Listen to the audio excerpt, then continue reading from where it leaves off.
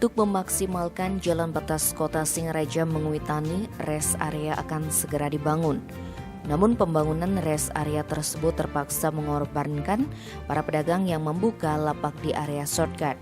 Atas hal itu, sejumlah warga yang berdagang di kawasan rest area Jalan Baru Batas Kota Singaraja Menguitani mendatangi kantor Satpol PP Buleleng, Kamis 16 September.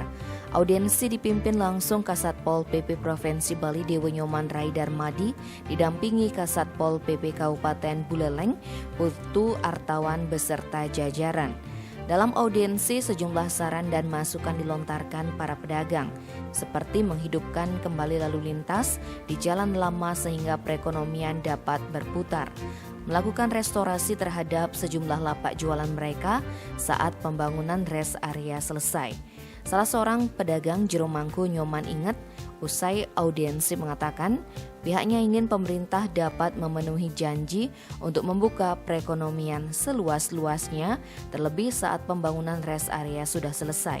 Sembari menunggu, warga asal Banjardinas Mertesari, Desa Pegayaman itu akan membuka lapak di tanah pribadinya. Di sisi lain, Kasatpol PP Provinsi Bali Dewi Nyoman Rai Darmadi mengatakan pihaknya memberikan waktu 2 minggu ke depan untuk para pedagang membongkar lapak mereka karena sesungguhnya lokasi itu merupakan bagian yang dilarang untuk dibangun secara pribadi.